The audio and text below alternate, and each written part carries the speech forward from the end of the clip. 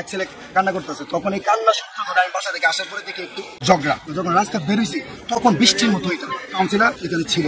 রাতে 3টা পর্যন্ত তারা একবারই লুট করছে, এখানে গেট কোপাইছে, আরেক বাড়ি আমার ওইখানে দুইটা মতির দোকান, এগুলো কোপাইছে। আমার এক চাস্তো ভাই কাবেল না, ওর দোকানটা লুটপাট করে ছিন্ন ভিন্ন করে রেখেছে। কেন এগুলো? এটা সত্য একটা পদক্ষেপ না নিলে তাদের কোনো গার্জেন নাই, এটা দায়িত্ব নিয়ে এটা কিভাবে শেষ করা যায় আমাদের আপনাদের কাছে এটা অভিযোগ।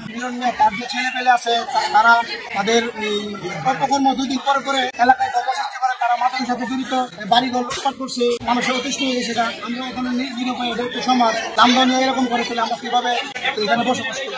আমার ঘরে কি ছিল না, আমার ছেলে মেয়েরা তারা বেশি আমি যেটা আমার ছেলে গেটে টানতেছে আর কোথাও গরু কেনা আছে, বারো গরু কি আছে সবকিছু বার কর। তারপরে দালানা ভাঙছে, গেটের মেঝে 4টা 5টা সবজি সেটা পরে তাড়াতাড়ি আর গেছে। আবার এই ছোট আমার বাড়ির সামনে থেকে আরো সামনে গেছে, মহিলারা দৌড়ায় মনে করেন যে আরেক বাড়িতে নিয়ে আসছে। তারা বয়স ফুটে অনেক দূরে আরেক বাড়িতে দালান করে দেওয়া ফলাইছে।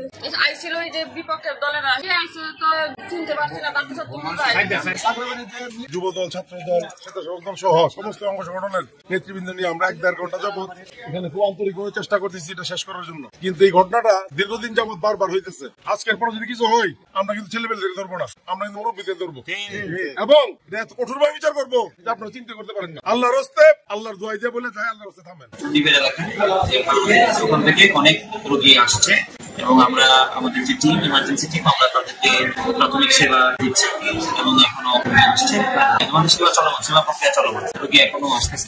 ফেরিঘাট সংলগ্ন বাংলাবাড়ি ও পশ্চিমপাড়া ব্যাপারী বাড়ি মধ্যে তুচ্ছ ঘটনাকে কেন্দ্র করে একটি মারামারি ঘটনা ঘটে এবং কিছু শৃঙ্খল ছাত্র জনতা তারা ভাঙচুর করে ইট পাটকেল ধরে এবং কিছু বাড়ি ঘর ভাঙচুর। সাথে সাথে আমরা খবর পেয়ে পুলিশ ভৈরব থানা চলে আসে এবং সাথে সাথে আমাদের ভৈরব থানা কেন্দ্রে সেনাবাহিনীও আসে। আসার পর আমরা দ্রুত অভিযান করে এ পর্যন্ত 15 জনকে গ্রেপ্তার করেছি